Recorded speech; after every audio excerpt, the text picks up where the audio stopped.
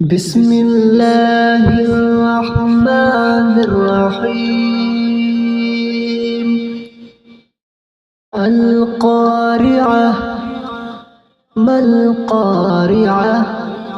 وما أدراك ما القارعة؟